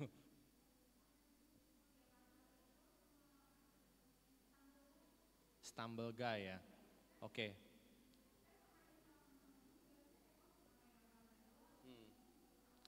Oke, thank you. Saya tahu kok gamenya ya. Ini saya jelasin aja ya. Game Stumble Guy itu adalah game online. Jadi dia itu ada karakter, bener ya Bu ya. Dia ditaruh di arena, terus kemudian dikasih target nyampe ke ujung gitu. Mirip kayak lari maraton tapi banyak halangannya. Ya, ada lobang, ada apa gitu. Jadi kalau setahu saya sih itu bukan violence ya. Nah, yang kita bisa pelajari dari sini apa? Pertama, Ibu siapa sorry namanya? Iren. Ibu Iren ini mau nyobain gamenya, which is nggak banyak orang tua yang melakukan itu. Ya, sedikit sekali orang tua yang mau apa sih istilahnya ya, mereview gamenya hands on sendiri. Nah saya juga bikin itu Bu, ya sama kita ya. Jadi itu sangat penting. Ketika anak pengen game, Anda jangan sekedar lihat di YouTube. Ini review game ini apa? Pasti kan biasanya mereka dibayar ya. Kasihnya yang bagus-bagus. Anda harus mainin. Kadang-kadang saya mainin sampai ya mungkin setengah jam gitu. Saya pastikan ini oke, iklannya oke, dan baru saya kasih mereka main. Ya. Dan kalau untuk kasus ibu, boleh ya saya kasih saran ya Bu ya. Saran saya adalah satu, anak ibu sedang belajar negosiasi. Bener nggak? Nah saya mau tanya nih sama semuanya, penting nggak punya kemampuan negosiasi? Yakin? Sangat penting ya. Di Alkitab ada nggak tentang negosiasi? Ayo, Abraham negosiasi nggak sama Tuhan sebelum Sodom dan Gomora dihancurkan? Jadi negosiasi dosa nggak? Enggak. Betul nggak Pak Pendeta? Ya. Karena kemampuan negosiasi penting, jadi perlu dilatih, ya. Nah, bagus Bu anaknya bisa negosiasi. Kedua, gamenya berbahaya enggak? Enggak, ya. Terus kemudian ketiga, anaknya 10 tahun ya Bu ya. Anak 10 tahun kalau dari penjelasan tadi boleh ada screen time enggak? Boleh, tapi apa? Dibatasi. Berapa tadi dibatasinya? 1 jam. Tapi terbagi-bagi, karena kan mereka bisa pakai buat yang lain juga selain main game, buat nonton, buat belajar, ya kan belajar sekarang beberapa sekolah harus pakai tab ya, Regina Pacis kalau nggak salah pakai tab ya, setahu saya, nggak tahu ya, masih ya. Jadi jangan semuanya ke game gitu ya. Jadi kalau lihat dari 3 poin ini sebenarnya saya setuju kalau ibu kasih sama dia, tapi ibu pakai otoritas, orang tuanya ibu kan. Siapa yang pegang otoritas? Ibu ya. Jadi ibu boleh kasih izin dia pakai timer. Ya. Anak saya gituin. Boleh pakai timer 15 menit, 20 menit misalnya. Jadi mereka buka tab, mereka nyalain timer, begitu timernya nyala, ibu lihat dari jauh gimana responnya. Dia stop nggak main? Dia ngomong nggak sama ibu? Mama, ini timernya udah mati, tapi dikit lagi aku finish, boleh nggak? Anda lihat gerak-gerik anak Anda. Jadi Anda belajar, anak Anda juga belajar, ya kan? Anak Anda belajar negosiasi, anak Anda belajar orang tua saya bukan orang tua yang kaku. Orang tua saya itu bisa diajak ngobrol. Orang tua saya itu mau dengerin saya. Gitu. Tapi ada batasan-batasan. Makanya tadi saya bilang kan ada boundaries, ada batasan. Gamenya aman apa enggak, ya. Nah, terserah Anda mau kasih timer berapa lama, mau 20 menit, mau 30 menit atau 15 menit, Anda sepakati aja sama anak. tapi harus dipantau. Kenapa? Karena anak saya pun yang dari saya kecil saya latih, mereka masih suka diem-diem.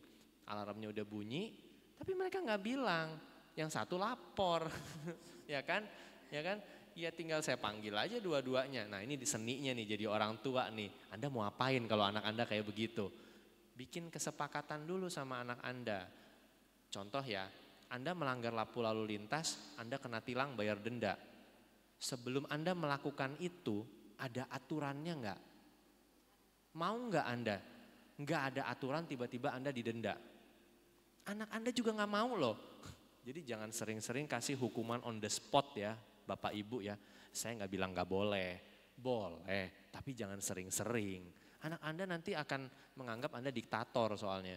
Anda sepakati ground rules-nya, aturannya apa.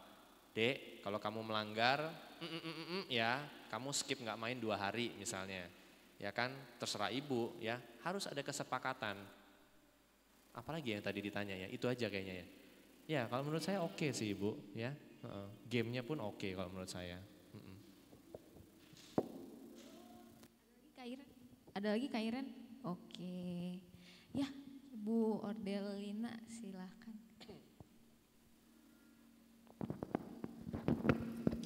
Baik, terima kasih atas kesempatan ini. Kebetulan aku ambil dari sisi medis. Jadi kebetulan saya bagian laboratorium. Banyak pasien kita anak-anak, terutama SD, jadi diurin akibat dari sering main game. Otomatis kita tanya, kamu sering main game di jam berapa? Di malam hingga pagi. Dan sebab dari sering bermain game di malam hari, karena mungkin jadi kejar-kejaran sama orang tua, di saat orang tua tidur mereka bermain sampai pagi. Apakah ini penyebab yang contoh nih, kan sering anak-anak ini cek di lab itu masih SD, di protein di urin positif dan hepatitis, antara dua ini yang sering. Penyebabnya main game malam hari hingga pagi hari. Nah solusinya untuk anak-anak ini supaya jangan terjadi, karena di rumah sakit yang saya kerja sekarang itu berapa orang, belum lagi rumah sakit lain. Kasihan anak-anak kita. Nah solusi apa yang kita buat supaya anak-anak kita ini ya nggak usah harus di gereja ini juga ya, yang lain-lain juga, agama lain juga yang perlu kita terapkan gitu. Gitu dokter, maaf. Lahir dari skenario ya. Maaf. Oke, ini menarik ya, saya baru dengar sih kalau untuk yang ini. Jadi ada 2 ya yang dibahas, protein pada urin sama hepatitis ya. Hepatitis apa mungkin? Oh, dari urinnya? Oh, bukan SGOT, SGPT? Juga di darah. Jadi peningkatan fungsi liver gitu? Iya. Oh, yang SGPT-nya ya? Yes, Boleh saya tahu nggak? Sorry ya, ini agak medis sedikit. Berapa kali lipat meningkat SGPT atau SGOT-nya? Sekitaran 3 kali lipat. Wow. Di atas 100 ada. Oke. Ada kelainan lain nggak di urin? Nilai normalnya kan sampai 48. Ya, betul. Jadi kalau di urin itu biasanya positif 2 untuk bilirubin. Bilirubin ya? Ya. Kalau untuk protein positif 3. Jadi nanti lama-lama kalau udah protein, lama-lama ke ureum kreatinin kalau di darah. Jadi itu yang terganggu. Makanya jadi bengkak wajahnya. Itu yang kita kasihan gitu.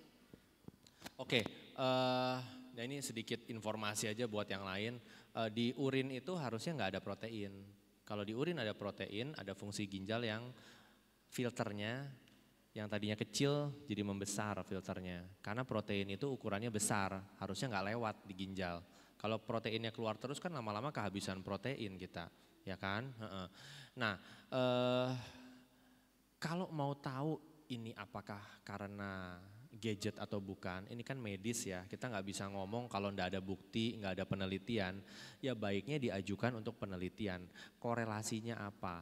kalau dilakukan penelitian nanti bisa dilihat korelasinya apa, apakah karena akibat nonton, terus kemudian dia dehidrasi dalam jangka waktu panjang sehingga fungsi dari livernya terganggu, fungsi dari ginjalnya terganggu, mungkin.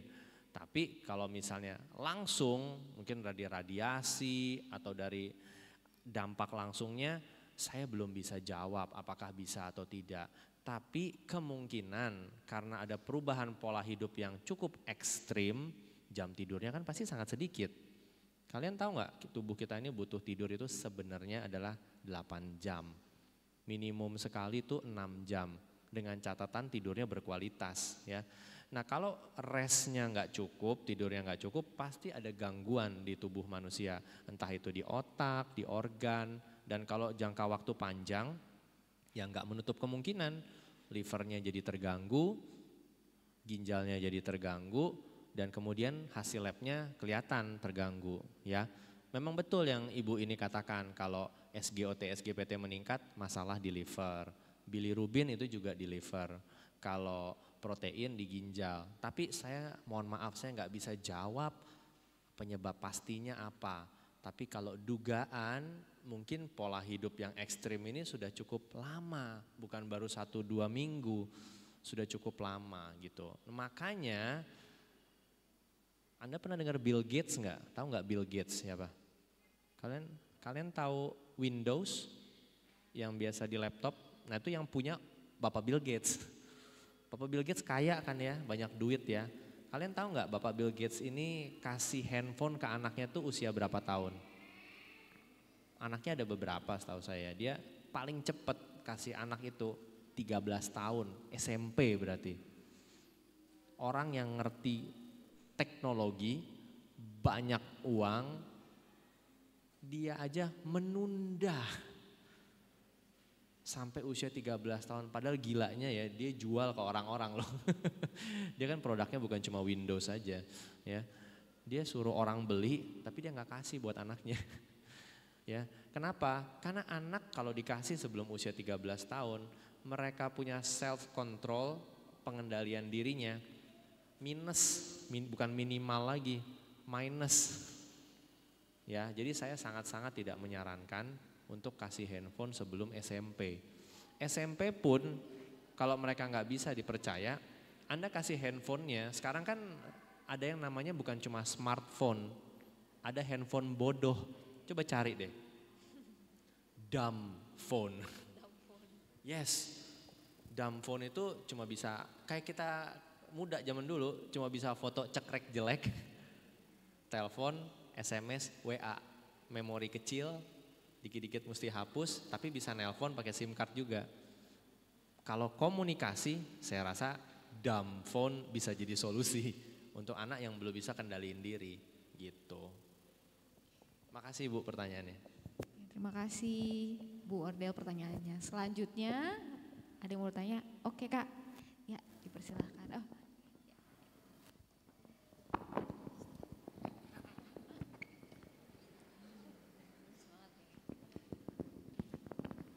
Selamat siang Dok, perkenalkan nama saya Ria. Saya ibu dari 2 anak, dua-duanya cewek. Saya ada 2 pertanyaan. Pertanyaan pertama adalah tentang pertumbuhan anak-anak saya.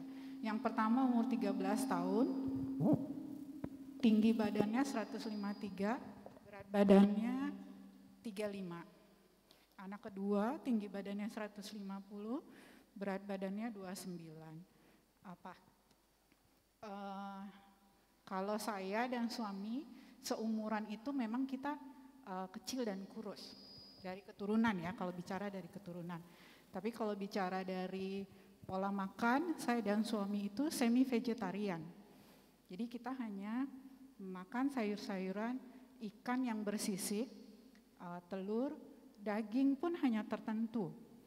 Dan anak-anak tidak menyukai yang namanya daging sapi maupun daging ayam. Tetapi mereka mau makan daging babi.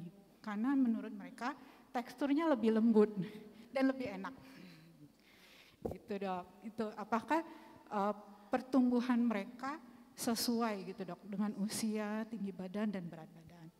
Kedua, anak-anak saya dua-duanya homeschooling mandiri, murni tidak terlibat di salah satu sekolah reguler manapun.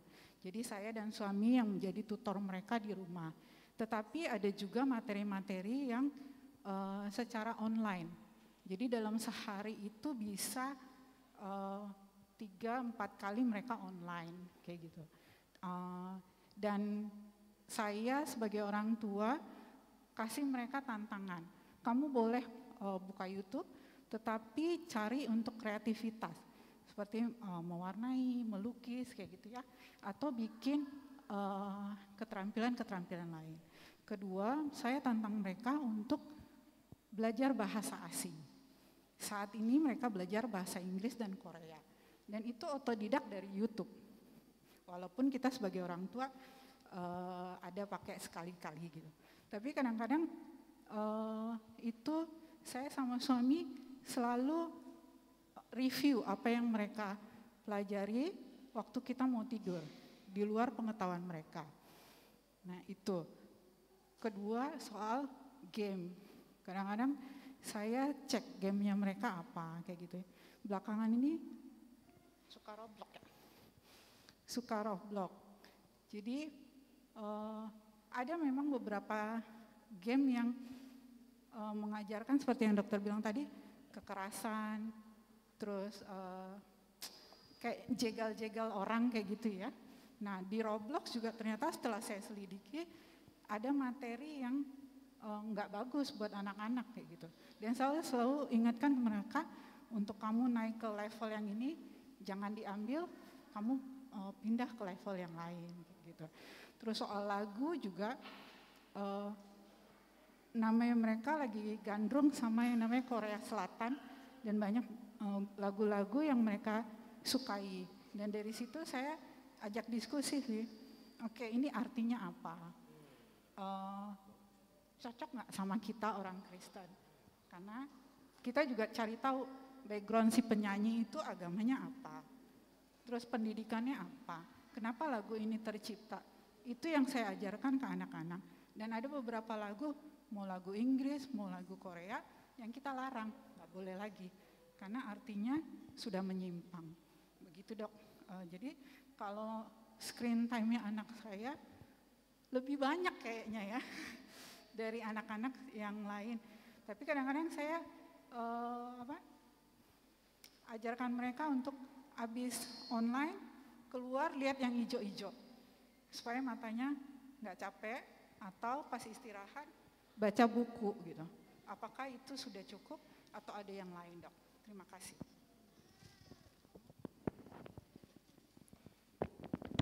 Iya, hebat ya ini ibunya ya. Yang pertama mungkin saya nangkepnya ya, koreksi saya kalau saya salah. Apakah dengan menu yang ibu sajikan itu sudah oke apa enggak gitu ya bu ya? Ya. Ya, tadi usianya berapa ya bu? 13 dan 14? Oh 11 tahun. Oke, kalau dari segi tinggi badan saya rasa masih masuk kategori normal ya. Tapi tentu saja kalau saya mau jawab lebih akurat, lebih oke kalau ada grafik yang sebelumnya. Ya, karena untuk melihat status gizi saat ini bisa cuma pakai tinggi badan sama berat badan. Tapi kalau rata-rata pertumbuhan mereka oke apa enggak, ya tentu saja kita mesti lihat grafik yang sebelumnya seperti apa gitu ya. Nanti kapan-kapan boleh kalau misalnya ibu masih ada bukunya mereka bisa dibawa ya. Kalau memang mereka ada keterlambatan di usia-usia tertentu, sekarang kekejar atau enggak, nanti bisa kita bahas sama-sama. Dan ibu juga bisa manfaatkan aplikasi yang tadi saya jelasin. Ibu masukin, nggak usah semuanya ya, yang mungkin tahun pertama, tahun kedua, setahun ada 1 apa 2 ya. Ibu masukin nanti ibu bisa lihat gitu grafiknya. Kalau ibu lihat ada yang loh kok ini datar gitu ya, atau mungkin di bawah garis merah, ibu bisa bawa konsultasi ke spesialis anak ya. Tapi kalau dari status gizi masih termasuk gizi baik ya bu ya. Nah kemudian kalau untuk makanan ya memang setiap makanan plus minus ya Bu ya. Apa yang ada di daging nggak ada di sayur, yang ada di sayur nggak ada di daging ya. Jadi at least Ibu kasih dia daging merah, ada protein nabati juga ya dari kacang-kacangan mungkin sama sayur, ya saya rasa sudah cukup seimbang ya. Tinggal nanti lihat berat badannya ada kenaikan apa enggak setiap 3 bulan sekali biasanya ditimbang ya. Paling enggak naik setengah kilo minimal ya dalam 3 bulan. Kalau ada ya kalori berarti juga cukup gitu. Nah kalau misalnya dari protein sama sayur ada atau buah ada yang enggak suka ya bisa disuplai lewat vitamin gitu. Ya tapi mesti dilihat lebih lanjut, biasanya ke ahli gizi kalau seperti itu. Di Siloam ada setiap hari Selasa, dokter anak ya kalau nggak salah. Itu akan lebih detail Bu, kalau soal gizinya dia, makanan per makanan, makro mikronutriennya. Ya sesekali boleh Ibu nanti bawa mereka supaya lebih puas diskusi soal gizi ya. Nah kalau soal yang kedua sih ya saya rasa Anda sudah sangat-sangat baik ya gitu. Yang penting Anda tidak khawatir kalau anak Anda tidak gaul. Anda khawatir nggak kalau anak Anda kurang gaul? Ya bagus. Ya firmannya kan bilang gini, janganlah Anda menjadi sama, janganlah kamu menjadi sama dengan seperti dunia ini. Karena dunia ini sedang tenggelam bersama dengan segala keinginannya ya. Jadi nggak semua keinginan anak harus kita penuhi. Ya, selalu ada gejolak jiwa mereka untuk wah ini bagus nih, teman-teman melakukan ini. Tapi kembali lagi Anda sedang ajarkan sama mereka untuk submit, untuk tunduk sama orang tua gitu. Nah pilihan tentu saja di tangan mereka mau tunduk apa enggak. Tapi kalau Anda ajarkan itu sejak kecil di rumah untuk tunduk sama otoritas, nanti gedenya mereka akan lebih gampang di tempat kerja, nanti di tempat di gereja atau di mana mereka tunduk itu lebih gampang. Jadi yang Anda lagi ajarin ke mereka itu bukan hanya sekedar konten atau sekedar lirik lagu, boleh nggak boleh, tapi Anda juga lagi ajarin untuk tunduk gitu. Which is very good sih, saya rasa udah baik gitu. Oke, ya, Ibu ada lagi yang mungkin mau disampaikan? Atau sudah cukup? Boleh. Yang mau melakukan sesuatu.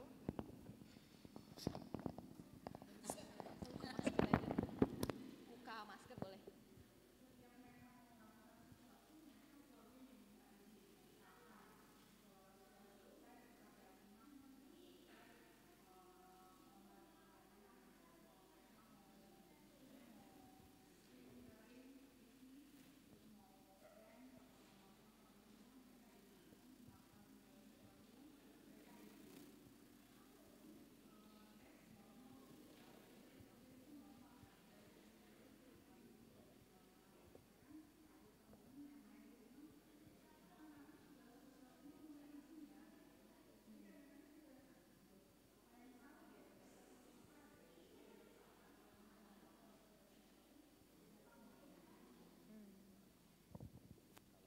Kalau Anda nggak ada di rumah, mereka akan telepon. Ya saya nggak ngelihat sesuatu yang salah ya kalau di sini. Karena ya Anda sudah ciptakan aturan kan di rumah. Ada yang perlu minta izin, ada yang tidak. Kalau Anda merasa anak Anda sudah bisa dipercaya, ya Anda tinggal kasih tahu sama mereka, I trust you. Kamu nggak perlu minta izin lagi untuk yang ini. Yeay, kamu lulus untuk hal ini. Ya itu hal yang sangat menyenangkan sih Bu. Ya.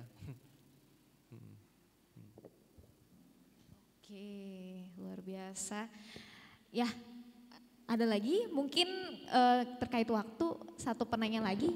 Ya silakan Ibu. Selamat siang Dok. Saya sih di sini mewakili sebagai nenek. Saya baru punya cucu satu Dok. Tapi kebetulan cucu saya tidak tinggal dengan kami. Jadi dia terpisah rumahnya. Datang ke rumah cuman 1 minggu 1 kali, 2 hari lah. Jadi Jumat, Sabtu gitu. Saya cuman ingin sekedar berbagi pengalaman. Awal-awal sih Dok, kalau sepertinya namanya juga nenek ke cucu ya Dok ya. Kalau dia bilang, manggilnya ke saya, Bute mau nonton, saya selalu kasih. Bute mau main game, saya selalu kasih. Tapi seiring dengan berjalannya waktu, seiring dengan cucu saya lebih besar, saya dengan suami, dengan kakeknya bersepakat bahwa apa yang sudah menjadi peraturan orang tuanya itu kami lakukan. Walaupun kadang-kadang kami tidak tega sebagai neneknya. Dia inginnya, dia bosen gitu, Bute pengen nonton. Saya mau kasih tapi saya rem bersama dengan suami saya supaya apa yang sudah dilakukan sama orang tuanya tidak jadi kacau. Jadi sebetulnya sekarang saya ingin berbagi pengalaman kalau sepertinya kita mengikuti peraturan yang sudah dilakukan sama orang tuanya, jangan kita sebagai neneknya walaupun bagaimanapun tidak tega melihat kalau anaknya nangis ingin nonton dan segala macam, berusaha keras kami sebagai nenek dan kakeknya mengikuti peraturan itu karena peraturan yang sudah diberikan sama orang tuanya itu seperti yang sudah disampaikan tadi sudah dijalankan sama orang tuanya. Saya juga tidak tahu kalau sepertinya saya bersikeras untuk supaya saya tidak memberikan ruang waktu buat dia karena saya tidak tega. Jadi itu hanya pengalaman saya, mungkin akan berguna bagi nenek-nenek yang lain.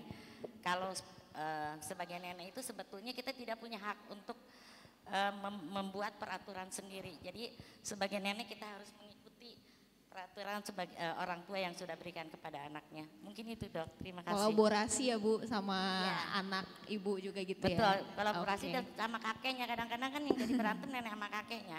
Kakeknya nanti bilang, udah kasih aja daripada nangis gitu. Tapi saya dengan suami saya bersepakat bahwa kita tidak boleh mencampuri apa yang sudah diberikan orang tuanya terhadap anaknya. Kadang-kadang saya suka mikir gini, ya di rumah juga paling cuma 2 hari gitu. Kan ada negosiasi begitu, paling juga 2 hari kenapa sih gitu kita melanggar peraturan nggak lama kok lamanya sama orang tuanya.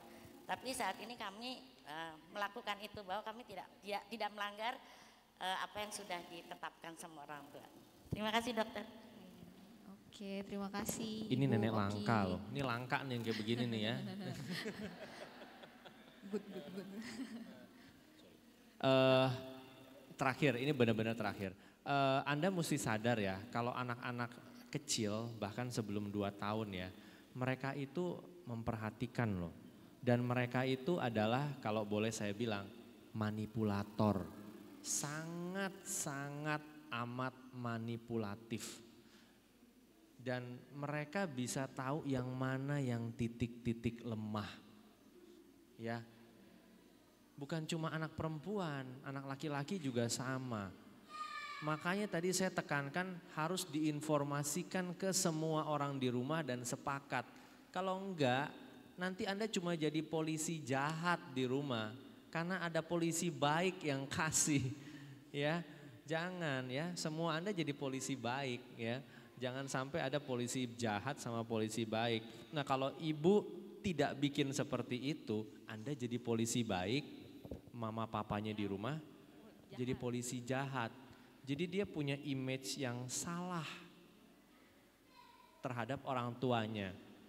Dan itu akan kebawa, andaikan perempuan ya, sampai dewasa.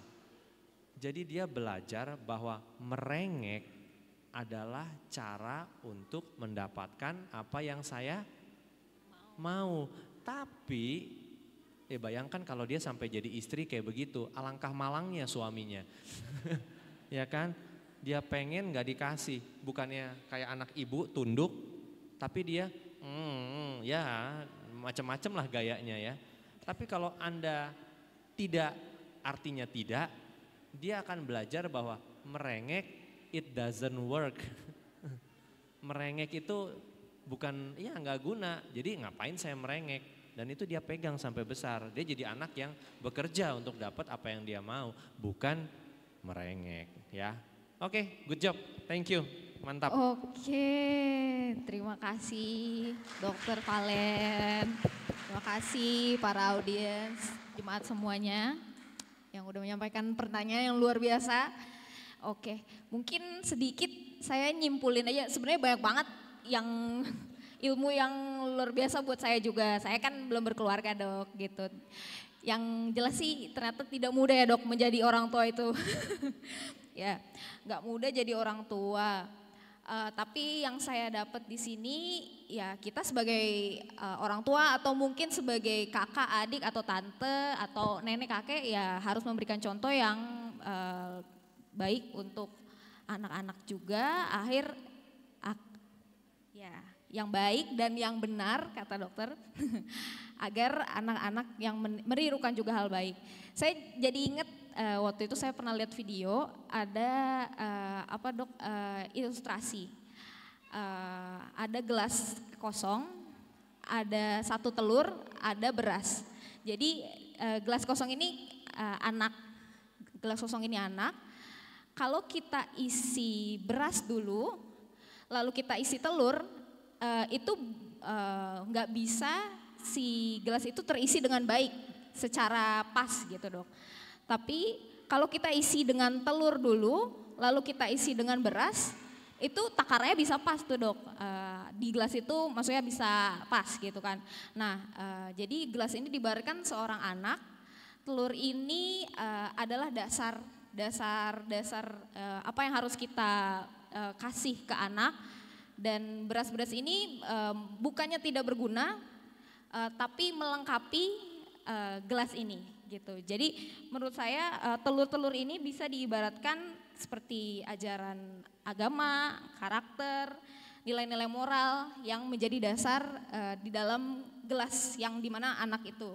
Lalu untuk beras sendiri ya mungkin secara edukatif ya dok, kayak akademis, membaca, menulis segala macam yang mungkin bisa didapat juga dari gadget ya, karena gadget juga nggak selamanya negatif gitu kan seperti yang disampaikan oleh dokter. Jadi alangkah lebih baiknya dasarnya itu ditanam lebih dulu gitu ya dok. Ya gitu, apalagi anak ini melihat dan meniru kita gitu sih. Mungkin dari dokter ada yang mau closing statement dok dari dokter, mau ada lagi? Jadi isi hidup anak Anda dengan hal-hal yang sifatnya esensi, hal-hal yang sifatnya mendasar, hal-hal yang sifatnya penting, ya seperti penundukan diri, kasih, penerimaan itu lebih penting daripada dia berprestasi di sekolah, disukai banyak orang. Menjadi benar itu lebih penting daripada disukai banyak orang. Kemudian ikut tren, jadi yang paling hebat, itu aksesoris, itu beras-beras. Telurnya adalah ya kita Kristen ya, serupa dengan Kristus. Hal-hal yang tadi kita bahas itu, penundukan diri, kasih, penerimaan, itu yang harus tertanam lebih dulu dalam diri mereka. Ya, ingat aturan itu penting. Tapi jangan sampai aturan itu lebih penting daripada kasih. Ya, kalau mereka langgar aturan, tetap kasihi mereka. Karena mereka masih anak-anak. That's what children do. Mereka coba-coba langgar. Mereka mau tahu sampai batas mana Anda bisa tahan.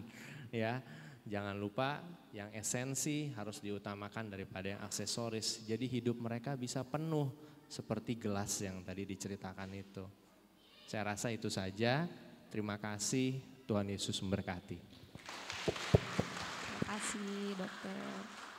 Iya, terima kasih dokter sekali lagi. Selanjutnya saya serahkan kembali kepada MC Hana dan Fania.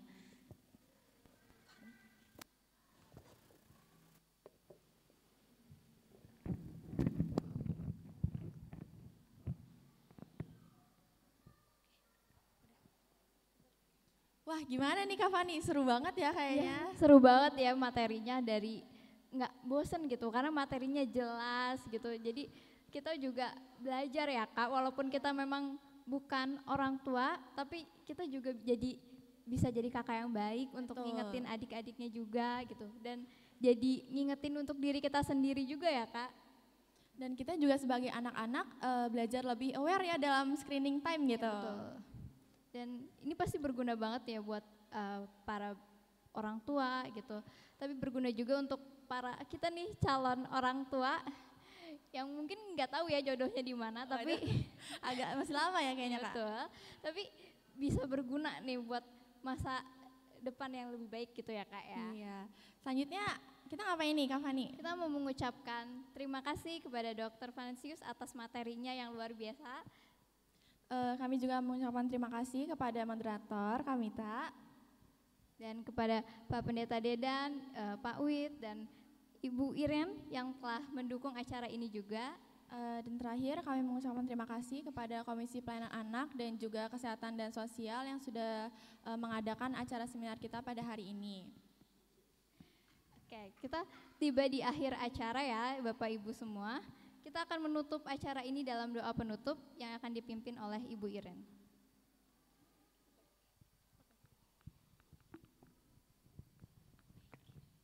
Ya, baik Bapak Ibu, kita tutup acara seminar kita berdoa. Mari kita berdoa. Maha besar Tuhan, Bapa yang kami kenal dengan nama Putra-Mu Yesus Kristus, puji dan syukur Bapa, terima kasih. Terima kasih luar biasa penyertaan Tuhan buat kami, terutama untuk acara seminar kami. Kami berdoa khusus untuk Dr. Valensius yang sudah menyampaikan materi.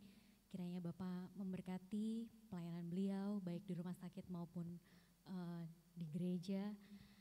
Terima kasih untuk Mita sebagai moderator kami juga yang sudah mengarahkan seminar ini. Terima kasih kepada Bapak Ibu, adik-adik yang sudah hadir. Kiranya apa yang disampaikan boleh berguna, boleh kami laksanakan di kehidupan kami, dan lebih lagi tidak hanya menyampaikan materi, Dr. Valensius juga mendasarkan dari firman Tuhan. Terima kasih Bapak, kami yakin dan percaya semua boleh berjalan karena penyertaan Tuhan buat kehidupan kami. Kalau setelah ini kami akan melanjutkan aktivitas kami yang lain, kami serahkan juga ke dalam tangan Tuhan Yesus. Kiranya Bapak yang berkati dan semuanya yang kami lakukan bisa kami lakukan yang terbaik seperti untuk Tuhan. Kami mohon ampun atas setiap dosa dan kesalahan kami. Ini doa kami yang tidak sempurna, hanya kami serahkan dalam nama yang indah, Tuhan Yesus Kristus, Juru Selamat kami yang hidup. Haleluya, amin.